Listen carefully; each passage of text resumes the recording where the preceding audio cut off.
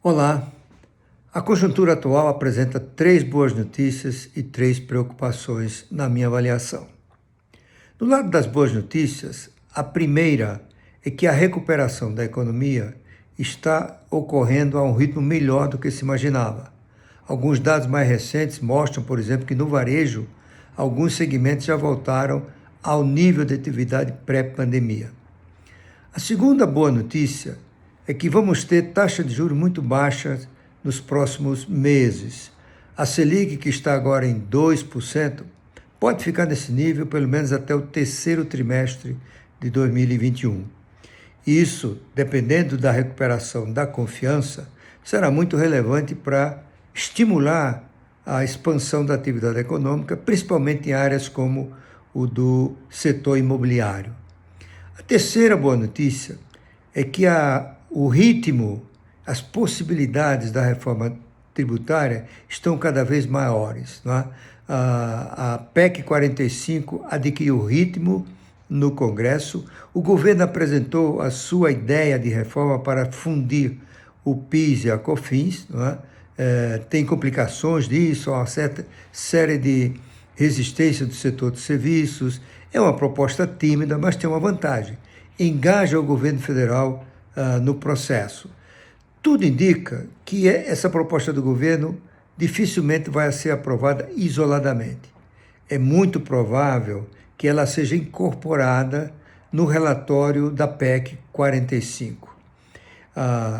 As informações mais recentes mostram que é possível, eu diria é possível, talvez seja provável, que já no segundo semestre vejamos a aprovação da reforma tributária na comissão mista de Senado e Câmara, provavelmente na comissão especial e, com alguma sorte, dependendo do esforço do presidente da Câmara, Rodrigo Maia, ter a primeira ou a segunda aprovação na Câmara, a primeiro e segundo turno. E no Senado aprovaria em 2021. Seja como for, o ambiente é muito favorável à aprovação da reforma tributária, da PEC 45, que lida apenas com tributação do consumo, em 2021.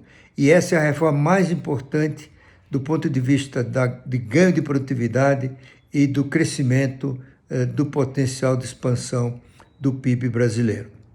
No lado das preocupações, estão cada vez mais claras as tendências da expansão insustentável da relação entre a dívida e o PIB.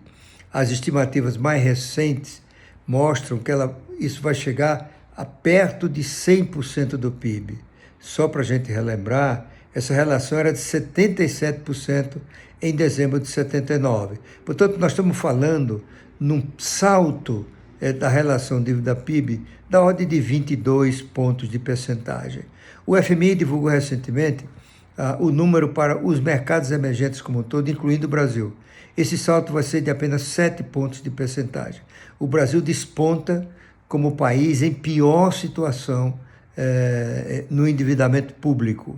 E isso pode influenciar negativamente as expectativas, aqui e acolá produzir fuga de capital, e já tem um efeito vivo, né, irrecusável dessa situação, que é a dificuldade do Tesouro de lançar papéis de mais longo prazo.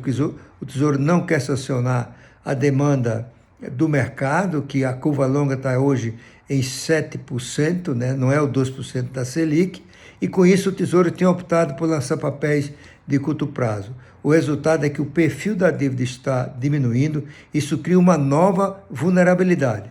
Se houver uma mudança no mercado internacional, que aumente as incertezas, aumente taxa de juros nos principais países desenvolvidos, isso vai ter implicações sérias para a gestão e para o custo da dívida pública. Né? Bom, o terceiro problema é se o ministro Paulo Guedes fica ou não no governo. Essa é uma preocupação. Por quê? A segunda que eu não mencionei aqui, preocupação, são as pressões para a revisão, a flexibilidade do teto de gasto. Isso é muito sério.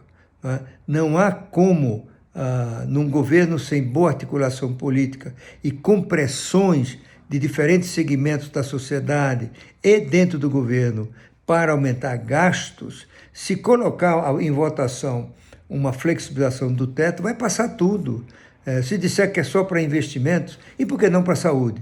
E por que não para educação? E por que não para regiões bem desenvolvidas? E por que não para ciência e tecnologia? E assim por diante. Aí o governo perde o controle da situação, a queda de confiança será rápida e brutal, e isso pode colocar o país numa situação de dominância fiscal, isto é, aquela em que o Banco Central fica tolhido na sua capacidade de aumentar a taxa de juros para defender a estabilidade da economia, porque percebe os efeitos no agravamento da situação fiscal. E o resultado é que a inflação volta alta e sem controle.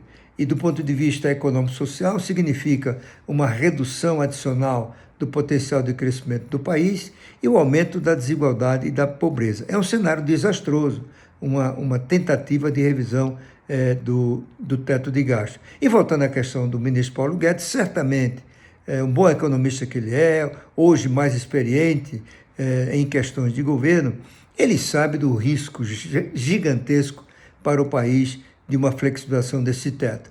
E se as pressões internas se agigantarem e o presidente, encantado com a recuperação de sua popularidade, insistir numa revisão, por exemplo, da meta de permanência do auxílio emergencial, que vai acabar daqui a pouco. Ele pode querer que continue, pode querer que apresse o programa da Renda Brasil para substituir, ainda que um valor menor, o auxílio emergencial. Nesse embate, pode ser que a posição do ministro Guedes fique insustentável. Por ora, não há sinal de que ele vai sair do governo, o governo tem reiterado o seu apoio, tanto o presidente como o vice-presidente, o ministro não dá nenhum sinal de que queira abandonar o posto, mas essa questão vai crescer de gravidade nas próximas semanas, talvez nos próximos 2 a 3 meses, né? Quando mais se aproximar do final do ano e do fim do auxílio emergencial. Seja como for, vamos esperar que o governo consiga convencer os mercados de que é possível manejar, administrar uma relação dívida-PIB próxima de 100% e subindo nos anos depois, considerando que 3 fatores. Primeiro, você tem taxas de juros baixas aqui e no resto do mundo, a liquidez está elevada, e como todos os países enfrentaram alguma forma de expansão da relação dívida-PIB, espera-se aqui e acolá, não é certo, que os mercados sejam mais tolerantes. Mas isso é uma questão a ver. Existe o risco de os mercados e as agências de classificação de risco não aceitarem essa estratégia do governo, né? E quanto ao ministro Guedes, se espera que ele consiga, com sua habilidade, não é? Com sua já experiência, como eu mencionei aqui, convencer o governo do desastre que seria a revisão, a flexibilidade do teto de gasto. É isso. Um abraço.